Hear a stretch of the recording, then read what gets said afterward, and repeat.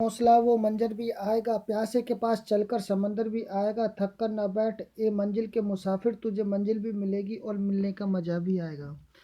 नमस्कार दोस्तों, मेरा नाम है सुशील कुमार और आप देख रहे हैं अपना YouTube channel Atris with study. Atris with study में आपका हार्दिक स्वागत एवं अभिनंदन है। दोस्तों, आज का जो सीरीज है, जो बड़ी वेरी इंपॉर्टेंट सीरीज है, जो कि पर्यावरण यूपी टेट सुपर टेट के लिए पर्यावरण से संबंधित मोस्ट इंपॉर्टेंट सीरीज है। तो बने रहिए और हो जाइए तैयार। हर एक जो ऑप्शंस हैं, हर एक ऑप्शन का करेंगे पोस्टमार्टम। थोड़ा टाइम लगेगा, वीडियो थोड़ी लंबी होगी, बट अगर इसमें 30 भी क्वेश्चंस मैंने लिए हैं तो इसका मतलब आपको 120 क्वेश्चंस आपके कंप्लीट हो रहे हैं। तो प्लीज़ मेरे बहन भाइयों बने रहिए और विदाउट एनी स्ट्रेस माइंड से अपनी वीडियो को कंप्लीट करेंगे। चलते हैं बिना देरी करते हुए, करते हैं अपनी क्लास का आगाज। फर्स्ट क्वेश्चन ये रहा आपकी स्क्रीन पर, निम्न में से कौन सा मेहतर नहीं है, यानी कि स्क्वेंजर नहीं है, कौन सा नहीं है।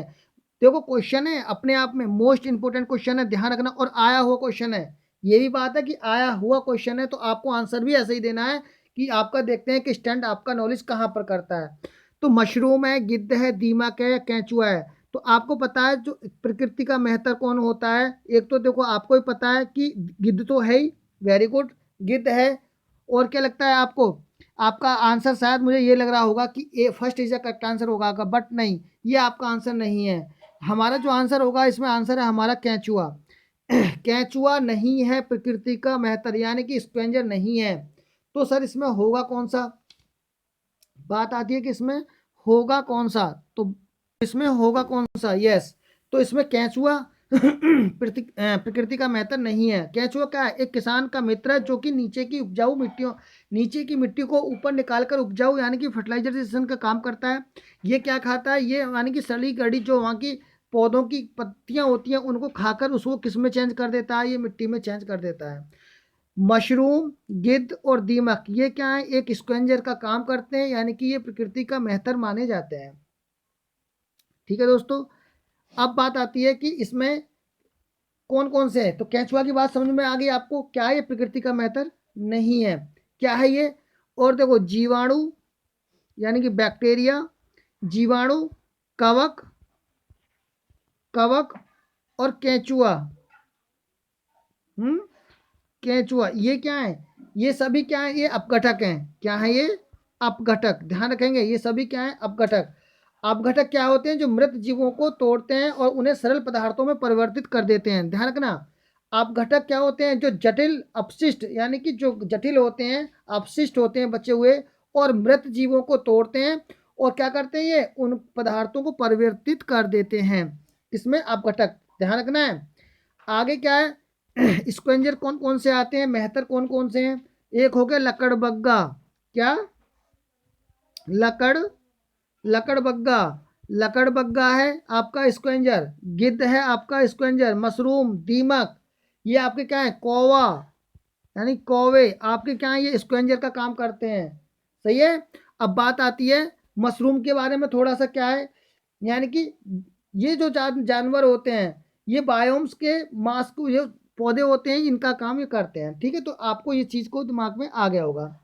चलते हैं नेक्स्ट क्वेश्चन पर बात करते हैं। देखो नेक्स्ट क्वेश्चन ये रहा आपकी स्क्रीन पर, सबसे बढ़िया इंपॉर्टेंट क्वेश्चन है। देखा गया सबसे बड़ा पुष्प कौन सा है, कमल है, पैसीफ्लोरा है, रेफ्लेसिया है, सूरजमुखी है। तो प्लीज़ दोस्तों बताएंगे इसमें सबसे बड़ा पुष्प कौन सा है, कमल है, रेसीफ्लोरा है, रेफ्लेसिया है। वेरी गुड, यानी कि 3 इज आपका करेक्ट आंसर होगा। क्या इसमें, रिफ्लेक्सिया, वेरी गुड, रिफ्लेक्सिया आपका करेक्ट आंसर है। अब बात करते हैं रिफ्लेक्सिया, ये क्या है, रिफ्लेक्सिया सबसे बड़ा पुष्प है और इसको क्या बोलते हैं, अनोल्डी भी बोल देते हैं। क्या बोलते हैं, अनोल्डी। अगर ये चीज़ आ जाए तो इसको भी ध्यान रखेंगे, अनोल्डी भी, अगर ये नहीं आया तो अनोल्डी बोल देते हैं, इसको ये ध्यान रखेंगे। ये क्या होता है, 3 फीट, क्या दोस्तों, 3 फीट अधिक चौड़ा होता है, 3 फीट अधिक चौड़ा होता है। ठीक है, 3 फीट इसकी अधिक चौड़ाई होती है, ये चीज़ आपको पता है। सही है दोस्तों, अब नेक्स्ट क्वेश्चन पे बात करते हैं। कमल पे थोड़ा सा बात कर लेते हैं। कमल आप जानते हो, कमल क्या है, ये झीलों नदियों में उगता है। दवा बनाने में इस समय इसकी पत्तियों को काम में लाया जाता है। सही है, तो ये आपको पता लग गया। सूरजमुखी के बारे में अगर जरा सी बात करें, सूरजमुखी क्या है, सूरजमुखी सामान्य रूप से हमारे किस में काम आती है, आर्थिक और सजावट के रूप में काम आती है। इसके बीज होते हैं, किसका काम करते हैं, तेल निकाला जाता है, इसका खाने में काम में आ जाता है। ठीक है, तो ये आपको पेंट में स्नेहक के रूप में इसको काम करते हैं। वेल्फिया, यानी कि वेल्फिया के बारे में जरा सी बात कर लेते हैं। वेल्फिया के इसमें दिया नहीं है पर चलो बताते हैं। पैसिफ्लोरा के बारे में बात कर लेते हैं। पैसिफ्लोरा पुष्प क्या है? पैसिफ्लोरा ये यानी कि पैसन पुष्प बोलते हैं इसको। क्या बोलते हैं? पैसन पुष्प। पैसन पुष्प बोलते हैं पैसिफ्लोरा के लिए, और ये झाड़ियों की तरह होता है, इसका काम ये है। चलते हैं नेक्स्ट क्वेश्चन पर बात करते हैं। देखो नेक्स्ट क्वेश्चन ये रहा आपकी स्क्रीन पर, बहुत वेरी इंपॉर्टेंट क्वेश्चन है। निम्नलिखित में से कौन उत्तर प्रदेश का सबसे बड़ा राष्ट्रीय उद्यान है? वेरी मोस्ट इंपोर्टेंट क्वेश्चन है, प्लीज दोस्तों इसको लिख लेंगे। दुधवा राष्ट्रीय उद्यान, ओखला अभ्यारण्य, पार्वती अग्र पक्षी अभ्यारण्य या समन अभ्यारण्य? तो प्लीज दोस्तों बताएंगे आपका आंसर कौन सा होगा। वेरी गुड, बहुत अच्छा आंसर आ रहा है, वेरी गुड, बहुत अच्छा। दुधवा, यानी कि उत्तर प्रदेश का सबसे बड़ा राष्ट्रीय उद्यान है दुधवा राष्ट्रीय उद्यान। कौन सा? दुधवा राष्ट्रीय उद्यान सबसे बड़ा राष्ट्रीय उद्यान है। और यह क्या है? यह एक राष्ट्रीय उद्यान भी है जो कि एक उत्तर प्रदेश में है। ठीक है दोस्तों, कितना इसका है? 490.3 वर्ग मीटर में, इतने वर्ग में ये फैला हुआ है। यानी कि अगर बात करें तो 190 किलोमीटर का एक बफर जोन है इसका, इसके अंतर्गत आता है। ठीक है, और ये पहली बात तो ये है कि ये कहाँ पर किस जिले में है? तो ये उत्तर प्रदेश के, दुधवा के बारे में बात करें, यह उत्तर प्रदेश के किधर है? उत्तर प्रदेश के, वेरी गुड, उत्तर प्रदेश के लखीमपुर। कौन से? लिख लेंगे इस बात को, लखीमपुर, लखीमपुर खीरी, लखीमपुर खीरी, लखीमपुर खीरी जिले में स्थित है। ठीक है, दुधवा राष्ट्रीय उद्यान उत्तर प्रदेश का एकमात्र ऐसा, लिखो जल्दी लिखो इंपोर्टेंट, लखीमपुर खीरी, लखीमपुर खीरी एकमात्र ऐसा स्थान है जहां पर लिखो, देखो बाघ, जहां पर बाघ और गैंडा, बाघ और, लिखेंगे बाघ और गैंडा दोनों एक साथ दोनों एक साथ रहते हैं, दोनों एक साथ देखे जा सकते हैं, रहते नहीं है, दोनों एक साथ देखे जा सकते हैं। ध्यान रखो, फिर दोबारा मैं बता देता हूं। दुधवा राष्ट्रीय उद्यान उत्तर प्रदेश के लखीमपुर खीरी जिले में स्थित है, जो कि 190 किलोमीटर बफर जोन में स्थित है। इसका जो क्षेत्रफल है, एरिया है, 490.3 वर्ग किलोमीटर में फैला हुआ है। ठीक है, और इसमें सबसे बड़ी बात है कि ये इसमें क्या, एकमात्र ऐसा जिसमें बाघ और गैंडा दोनों एक साथ देखे जा सकते हैं। समझ में बात आ गई? चलते हैं नेक्स्ट क्वेश्चन पर। आपको अच्छा ये रहेगा, बिल्कुल अब बताएंगे। ओखला अभ्यारण्य, ओखला अभ्यारण्य कहाँ पर है सर? ये ओखला अभ्यारण्य लिखो मैनपुरी जिले में। किसमें? मैनपुरी जिले में। ओखला अभ्यारण्य मैनपुरी जिले में, ध्यान रखेंगे। सॉरी, ओखला नहीं है, समन अभ्यारण्य, इसको, इसमें थोड़ा मिस्टेक हो गई है, कोई बात नहीं, इसे कर लेंगे। यहाँ पर समन अभ्यारण्य कहाँ पर है? ये मैनपुरी जिले में है, समन अभ्यारण्य जिले में, मैनपुरी जिले में। अगर आपका भी कोई पूछता है आपको समन अभ्यारण्य कहाँ पर है, तो मैनपुरी जिले में। ठीक है दोस्तों, प्लीज इस चीज को थोड़ा सा नोट डाउन कर लेंगे, करेक्शन कर लेंगे, कोई बात नहीं। आगे बताते हैं। ओखला, ओखला अभ्यारण्य कहाँ है? ये है गाजियाबाद में। कहाँ पर? गाजियाबाद। और गाजियाबाद में कहाँ पर? गौतम बुद्ध नगर जिले में फैला हुआ है। कौन सा? ओखला। देखा होगा, राष्ट्रीय उद्यान लखीमपुर खीरी, ओखला गाजियाबाद। समन कहाँ पर बताया मैंने? मैनपुरी, सही है। और कौन सा बचा? पार्वती अग्र पक्षी अभ्यारण्य। यस दोस्तों, पार्वती अग्र पक्षी अभ्यारण्य कहाँ है? गोंडा जिले में। किसमें? गोंडा जिले में, गोंडा जिले में है। तो प्लीज दोस्तों देखो, ये नहीं है कि दुधवा के बारे में बता दिया और चल दिए, ऐसा कुछ नहीं है। एक एक जो इंपॉर्टेंट चीजें वो आपके सामने बिल्कुल बताई जाएंगी। तो प्लीज मेरे भाई बहन एक बार लाइक एंड सब्सक्राइब कर लेना, और अगर आपको अच्छा लगता है तो इससे अपने नोट्स जरूर बनाना, वन लाइनर नोट्स बना लेना, ये आपके लिए काफी, एक बार देख के चले जाओगे तो बस उसी में आपका कल्याण हो जाएगा। चलते हैं नेक्स्ट क्वेश्चन पर बात करते हैं। नेक्स्ट क्वेश्चन ये रहा आपकी स्क्रीन पर। क्या कह रहा है नेक्स्ट क्वेश्चन? निम्न में से किन पक्षियों की चोंच में निस्यंदन तंत्र होता है? वेरी गुड, बहुत वेरी इंपॉर्टेंट क्वेश्चन है ये दोस्तों, प्लीज आए हुए क्वेश्चन ही है।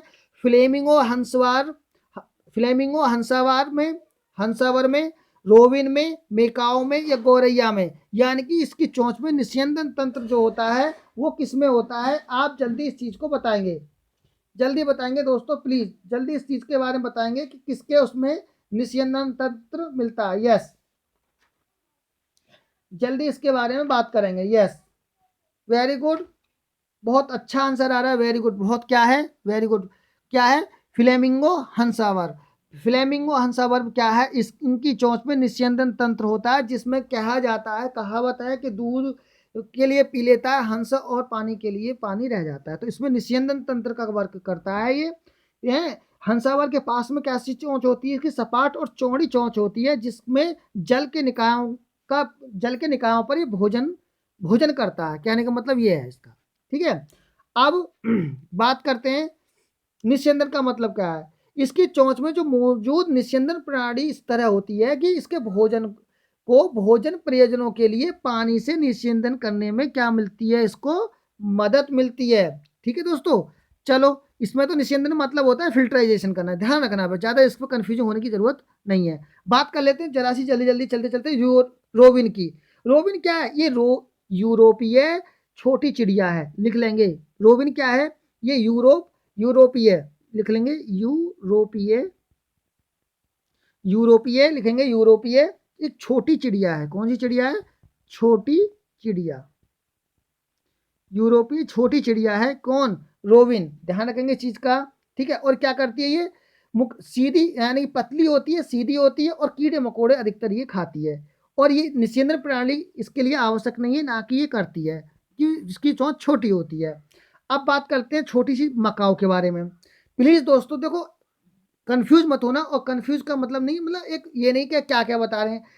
अगर आपने केवीएस का एग्जाम दिया है तो 3 3 4 4 क्वेश्चन उस सेकंड क्लास की, फोर्थ क्लास की, फिफ्थ क्लास की, इनमें से मतलब बुकों में से, जो हिंदी बुक है उनकी, उसमें से उन्होंने पूछ लिए थे क्वेश्चन। तो ऐसा कुछ नहीं, कुछ भी आ सकता है। तो मकाओ के बारे में जरा सी बात करते हैं। मकाओ क्या है, मकाओ जो होता है एक लंबी पूंछ वाला तोता होता है। क्या होता है, लंबी पूंछ वाला, लंबी पूंछ वाला क्या होता है, एक तोता होता है। इसकी जो मतलब प्रजाति छोटी होती है, घुमावदार इसकी चोंच होती है ना, इसमें ज़्यादा इसका कोई वो नहीं है। गौरैया तो मैं आप बताइए कि अधिकतर गाँव में मिल जाती हैं गौरैया, जो कि कम देखने को मिलती हैं।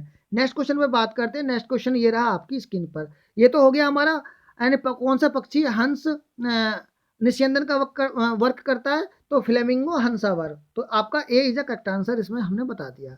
चलते हैं नेक्स्ट क्वेश्चन में बात करते हैं। नेक्स्ट क्वेश्चन ये रहा आपकी स्क्रीन पर, बहुत वेरी इंपॉर्टेंट क्वेश्चन है, बताएंगे। यस, निम्नलिखित में से कौन उष्ण कटिबंधीय घास का मैदान है, टैगा, सवाना, कंपास यानी पंपास और पेरीज। बताएंगे दोस्तों प्लीज, कौन सा इसमें आपका आंसर होगा। वेरी गुड, बहुत अच्छे आंसर आ रहे हैं मेरे भाई बहन के। क्या है, सवाना। सवाना क्या है, एक उष्ण कटिबंधीय घास का एक मैदान है। कौन, कौन, वेरी गुड, उष्ण कटिबंधीय घास का जो मैदान है, सवाना। सवाना के बारे में जरा सी बात कर लेते हैं। जो उष्ण कटिबंधीय घास के मैदान होते हैं, ये सवाना घास के मैदान के रूप में मिल जाते हैं। और ये क्या है, इनकी जलवायु में सवाना यानी कि सवाना जलवायु के भीतर ही ये सीमित रहते हैं। और इनकी जो औसत वार्षिक वर्षा इन्हें चाहिए 80 डिग्री से लेकर के 160 सेंटीमीटर तक इनके लिए वर्षा चाहिए। औसत तापमान कितना होता है, तापमान की बात करेंगे तो 80 डिग्री सेंटीग्रेड, 80 डिग्री सेंटीग्रेड से अधिक, कम नहीं, 80 डिग्री सेंटीग्रेड से अधिक इन्हें क्या चाहिए, टेम्परेचर चाहिए। और भैया ये बात तो, ये अब तुम सर ये बताओ कि ये सवाना मिलते कहाँ हैं। सवाना अफ्रीका के, सवाना क्या है, अफ्रीका के सवाना घास के मैदान होते हैं ये अफ्रीका में। कौन से में, अफ्रीका में, ध्यान रखेंगे। कौन कहाँ पर, अफ्रीका के अंदर ये मिल जाते हैं। ठीक है दोस्तों, चलते हैं नेक्स्ट क्वेश्चन पर बात करते हैं। और नेक्स्ट क्वेश्चन ये रहा आपकी स्क्रीन पर। नेक्स्ट क्वेश्चन ये रहा आपकी स्क्रीन पर, ये रहा, वेरी गुड, बहुत अच्छा आंसर। पूर्ण कुंभ मेला वर्षों में आयोजित होता है। 9 वर्षों में पूर्ण कुंभ मेला आयोजित होता है, 10 वर्षों में पूर्ण कुंभ मेला आयोजित होता है, 5 वर्षों में पूर्ण कुंभ मेला आयोजित होता है, या 12 वर्षों में पूर्ण कुंभ मेला आयोजित होता है। तो बताएंगे प्लीज दोस्तों कि कितने वर्षों में पूर्ण कुंभ मेला आयोजित होता है, प्लीज जल्दी बताएंगे। यस, वेरी गुड, बहुत अच्छे आंसर है आपका, बहुत अच्छा आंसर आ रहा है। यानी कि क्या आ रहा है आपका, वेरी गुड, 4 यानी कि 12 यानी कि 12 वर्षों में एक पूर्ण कुंभ मेला वर्षों में आयोजित होता है। ये आपको वेरी गुड, बहुत अच्छे, बहुत अच्छा आंसर हो रहा है। देखते हैं यहाँ पर इसमें क्या है, कितने वर्षों में कितने वर्षों में? 12 वर्षों में। तो एक पूर्ण कुंभ मेला आयोजित होता है। यानी कि अगर आपसे बात करी जाती है ये 12 वर्षों में।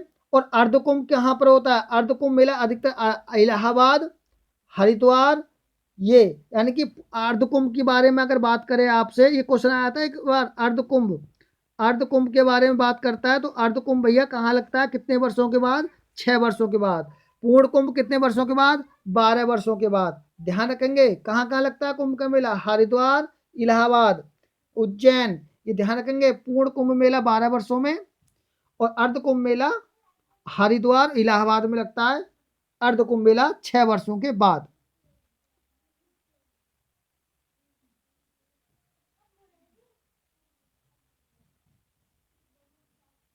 अब यहां से एक क्वेश्चन हो रहा था महाकुंभ।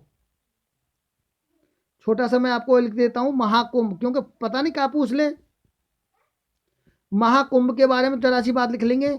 अगर महाकुंभ के बारे में, यानी कि जब हर 12 पूर्ण कुंभ मेले में जब पूरे हो जाते हैं, यानी कि हर 144 साल के बाद, 144 साल के बाद में एक महाकुंभ होता है। एक पूर्ण कुंभ 12 वर्ष के बाद में होता है। इस तरीके से 12 पूरा पूरे जब पूरे 12 साल पूरे हर बार 12 हर बार 12 हर बार 12 इस तरीके से 12 टाइम्स पूरे हो जाते हैं। तो 144 बार जो 12वां टाइम आएगा उसमें होगा एक महाकुंभ। पूर्ण कुंभ, अर्ध कुंभ, महाकुंभ, ध्यान रखेंगे। अगर ये चीज़ बहुत इंपॉर्टेंट थी जो मैंने अब आपको बताई है। चलते हैं नेक्स्ट क्वेश्चन पर बात करते हैं। देखो नेक्स्ट क्वेश्चन ये रहा आपकी स्क्रीन पर। 2022 में 8वें अंतर्राष्ट्रीय योग दिवस की थीम क्या थी? स्वास्थ्य शरीर के लिए योग, योग और दुनिया, मनुष्य के लिए योग, मानवता के लिए योग। तो प्लीज दोस्तों बताएंगे क्या? यस, वेरी गुड, बहुत अच्छा आंसर आ रहा है। मानवता के लिए योग। मानवता के लिए योग 2022 के 8वें अंतर्राष्ट्रीय योग दिवस की थीम थी मानवता के लिए योग। तो बेस्ट दोस्तों बताएंगे आपका आंसर कैसा चल रहा है? यस, मानवता के लिए योग। चलते हैं नेक्स्ट क्वेश्चन पर बात करते हैं। नेक्स्ट क्वेश्चन ये रहा आपकी स्क्रीन पर। क्या कहना है नेक्स्ट क्वेश्चन? निम्नलिखित में से कौन सी इमारतों को सार्वजनिक भवन नहीं माना जाता? नगर पालिका को नहीं माना जाता, चिकित्सालय को नहीं माना जाता, पुस्तकालय को नहीं माना जाता, या विद्यालय को नहीं माना जाता? Yes, very good.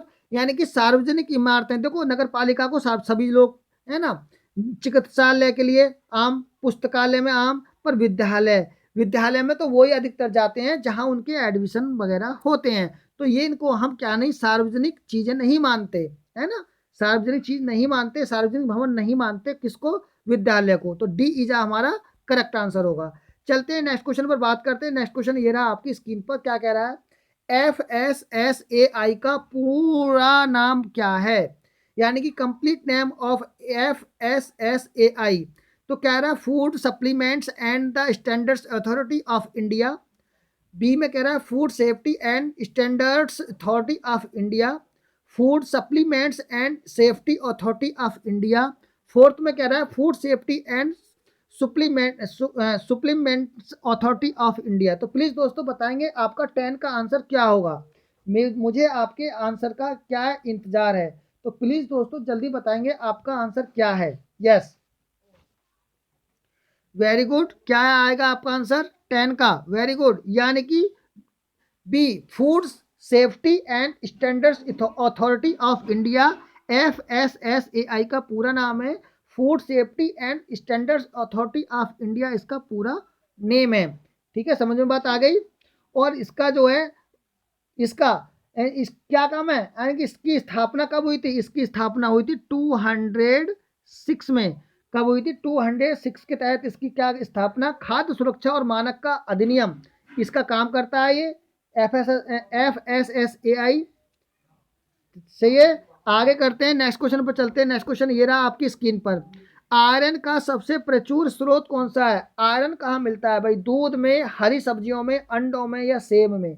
तो प्लीज दोस्तों जल्दी बताएंगे कहाँ मिलता है। यस, आयरन का सबसे अच्छा स्रोत कौन सा है? वेरी गुड, आपका आंसर बहुत अच्छे आ रहे हैं। आंसर क्या है? हरी सब्जियां। हरी सब्जियां, B is a correct answer. यानी कि आयरन का सबसे प्रचुर मात्रा में जो मिलती है हरी सब्जियों के अंदर आयरन हमें अधिकतर मिलता है। और ये क्या काम करता है? यकृत यानी लीवर को, लेकिन इसके तब में क्या है, गर्भावस्था अवस्था के अंदर जो उन्हें उन्हें परहेज करना चाहिए और क्या करना चाहिए। हरे पत्तीदार सब्जियों में अधिकतर मिलता ही है, मांस में भी मिलता है अधिकतर, सेम जैसी लाल राजमा इनमें भी मिल जाता है, अखरोट में मिल जाता है। ठीक है, तो चलते हैं नेक्स्ट क्वेश्चन पर बात करते हैं। नेक्स्ट क्वेश्चन ये रहा आपकी स्क्रीन पर, वंदे मातरम गीत, वेरी इंपॉर्टेंट क्वेश्चन है दोस्तों, ये लिख लेंगे। वंदे मातरम गीत किसने लिखा है? रविंद्रनाथ टैगोर ने, बंकिम चंद्र चटर्जी ने, प्रोफेसर इकबाल ने, सरोजनी नायडू ने। तो प्लीज दोस्तों जल्दी बताएंगे कि किसने लिखा है। यस, हमारा आंसर होगा, वेरी गुड, बहुत अच्छा, बंकिम चंद्र चटर्जी, यानी कि B is a correct answer होगा। वंदे मातरम गीत, वंदे मातरम गीत बंकिम चंद्र चट्टोपाध्याय द्वारा, बंकिम चंद्र चट्टोपाध्याय उनका पूरा नाम है, के द्वारा लिखा गया था। और ये भारत का एक राष्ट्रीय क्या है, गीत है। ठीक है दोस्तों, और इसे कब गाया था? पहली बार इसको 1870 यानी कि 1870 के दशक में कब गाया गया था? वो गाया गया था 1875 के बाद, 1875 के वर्ष में संस्कृत भाषा में रचा गया था। और बाद में इसको 1882 में 1800 यह बंगाली उपन्यास आनंद मठ में क्या कर लिया गया था? शामिल कर लिया गया था। कब किया गया था? 1842 में, 82 में, सॉरी। ठीक है, और पहली बार ये भारतीय राष्ट्रीय कांग्रेस में कब गाया गया था? भारतीय राष्ट्रीय कांग्रेस में सबसे पहली बार गाया गया था 1896 में। ध्यान रखेंगे, मैंने अलग अलग नहीं, ध्यान रखो मैं क्या बोलना चाह रहा हूं, दोबारा फिर सुन लो, कंफ्यूज हो गए, मुझे पता है। 1870 के दशक में, यानी कि उस 1870 छोड़ो, 1875 लिखो, संस्कृत भाषा में ये रचा गया था। कब? 1875 में।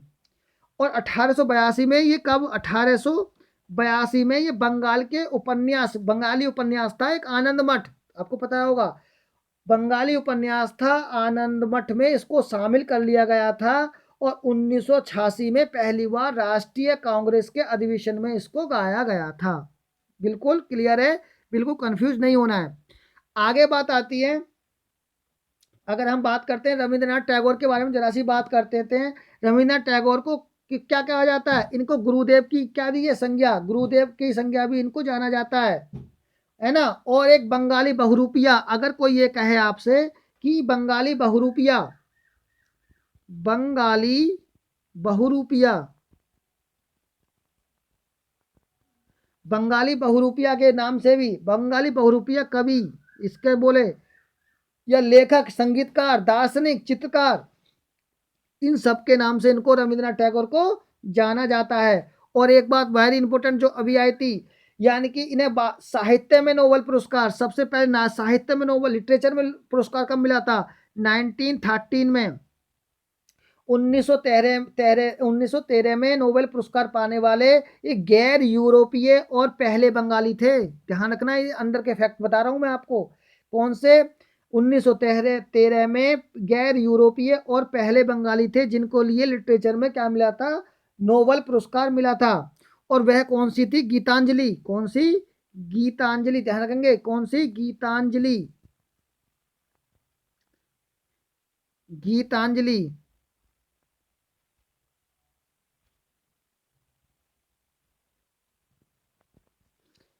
गीतांजलि में इनको मिला था। ठीक है, इस चीज को ध्यान रखेंगे।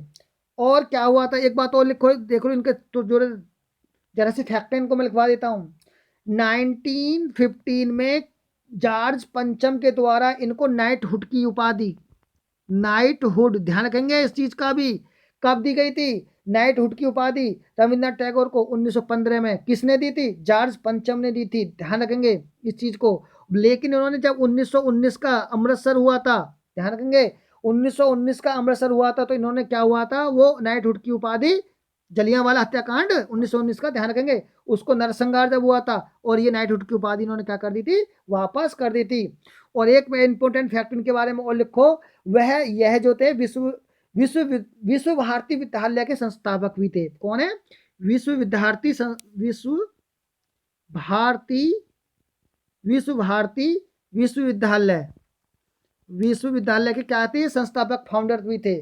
ठीक है दोस्तों, काफी हो गया। अब कह रहे हो कि सीखो, इन्हीं के ऊपर पकड़ के बैठ गए, नहीं जी, अब चल रहे हैं, चलो आगे, परेशान मत। तो ये चीजें कुछ ऐसी थी दोस्तों जो आने वाली हैं। मैंने इसलिए आपके लिए, मतलब कि ये है नाइटहुड की उपाधि कब ली, है ना। 1915 मतलब 1915 13 में 1919 में उसने वापस कर दी। ये सारी चीज किसने दी? चार्ल्स पंचम ने दी। तो ये सारी चीज ऐसी है जो कि चलते हैं। शून्यकाल की अवधि अधिकतम समय सीमा क्या हो सकती है? बताएंगे दोस्तों, शून्यकाल की अधिकतम सीमा क्या हो सकती है? यस, जल्दी बताएंगे कि आपका आंसर क्या है। शून्य काल की अधिकतम सीमा क्या हो सकती है? क्वेश्चन पे चलते हैं। आंसर है आपका 30 मिनट, 1 घंटा, 2 घंटा, अनंत काल। शून्य काल क्या होता है पहले तो ये देखेंगे। तो ये इसका है हमारा डी, यानी कि शून्य काल की अधिकतम सीमा क्या हो सकती है? अनंत काल हो सकती है। इसमें कोई भी क्या है? बाउंडेशन नहीं है। सही है।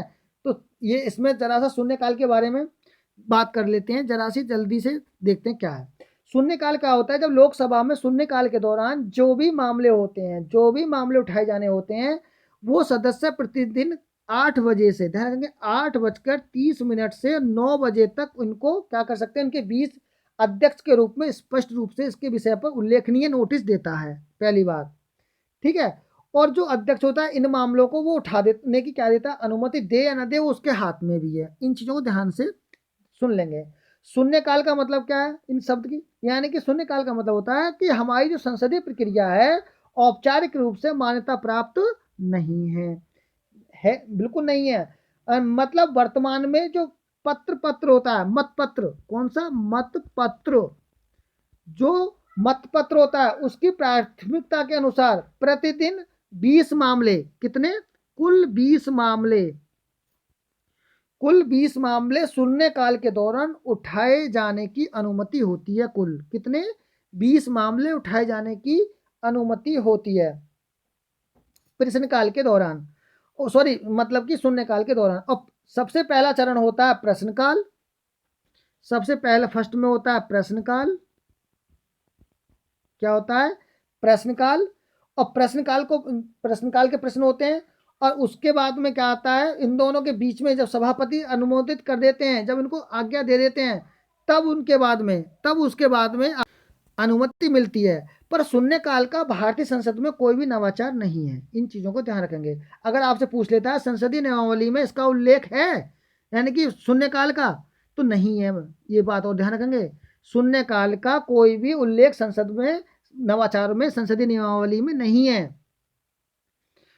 सही है। प्रश्नकाल यानी कि शून्यकाल प्रश्नकाल के तुरंत बाद शुरू हो जाता है और तब तक रहता है जब तक कि दिन का पूरा एजेंडा सेट ना हो जाए। प्रश्न ध्यान रखेंगे इस बात का। और ये शून्यकाल कब? दिन में करीब 12 बजे के आसपास, 12 बजे के आसपास ये प्रारंभ होता है। चलते हैं नेक्स्ट क्वेश्चन पर बात करते हैं। नेक्स्ट क्वेश्चन देखो, ये रहा आपकी स्क्रीन। भारत के संविधान में कौन सा अनुच्छेद अस्पृश्यता के उन्मूलन से संबंधित है? Very important. Untouchability very important है।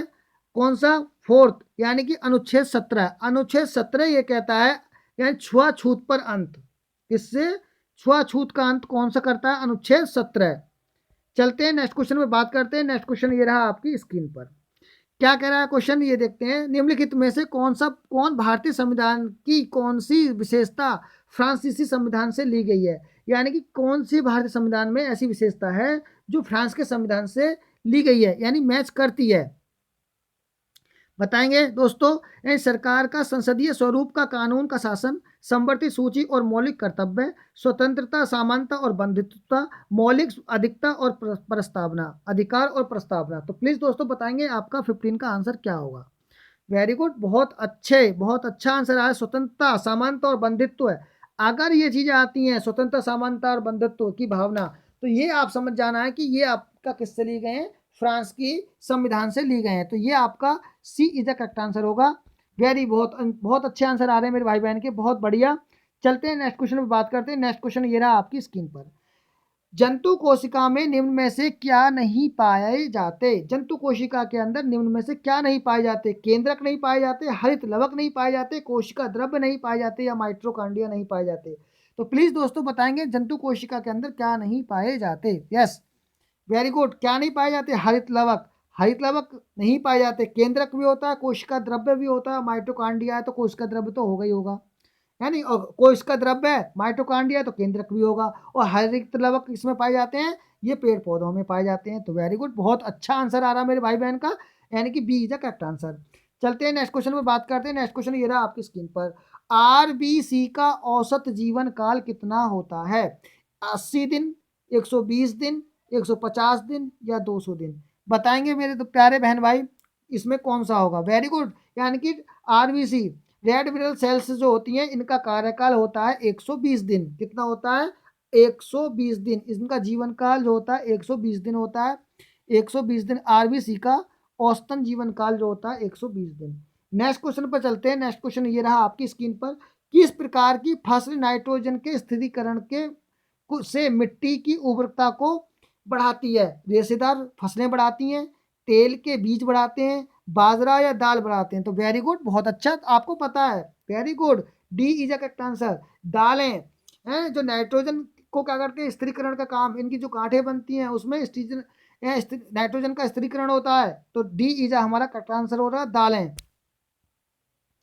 नाइन क्वेश्चन पर चलते हैं। नाइन क्वेश्चन ये रहा आपकी स्क्रीन पर, क्या कह रहा है नाइन क्वेश्चन, निम्नलिखित में से कौन सा पादक हार्मोन्स है? इंसुलिन, थायरोक्सिन, एस्ट्रोजन या साइटोकाइनिन? बताएंगे दोस्तों कि पादप हार्मोन कौन सा है। यस, वेरी गुड, पादप हार्मोन्स जो होते हैं क्या है ये? वेरी गुड, जल्दी बताएंगे क्या है? Very good, cytokinin. Very good, cytokinin, यानी कि fourth is the correct answer होगा, ये पादप हार्मोन्स होता है साइटोकाइनिन। चलते हैं नेक्स्ट क्वेश्चन पर बात करते हैं। नेक्स्ट क्वेश्चन ये रहा आपकी स्क्रीन पर, क्या कहना चाह रहे हैं फर्स्ट क्वेश्चन में, अम्लीय वर्षा के कारण यानी के ऑक्साइड के कारण होती है, फास्फोरस और कार्बन के ऑक्साइड के कारण होती है, सल्फर और नाइट्रोजन के ऑक्साइड के कारण होती है, सल्फर या फास्फोरस या नाइट्रोजन और कार्बन के ऑक्साइड के कारण होती है? जो अम्लीय वर्षा होती है किसके कारण होती है? वेरी गुड, किसके कारण होती है? सल्फर और नाइट्रोजन के ऑक्साइड के कारण, यानी सल्फर और नाइट्रोजन के ऑक्साइड के कारण क्या होती है? अम्लीय वर्षा होती है। बी इज करेक्ट आंसर होगा हमारा। चलते हैं नेक्स्ट क्वेश्चन पर बात करते हैं। अब देखो नेक्स्ट क्वेश्चन ये रहा आपकी स्क्रीन पर, क्या कह रहा है, देखो ये रहा, ये कहना चाह रहा है, निम्न में से कौन सी गैस वायु में अधिकतम मात्रा में पाई जाती है? ऑक्सीजन, हाइड्रोजन, कार्बन डाइऑक्साइड या नाइट्रोजन? तो वेरी गुड, क्या मिल पाई जाती है? नाइट्रोजन। नाइट्रोजन 78%, बाकी 21%, बाकी अदर 0.3% कार्बन डाइऑक्साइड। तो इसमें क्या पाई जाती है? 78% सबसे अधिक मात्रा में मिल जाती है नाइट्रोजन।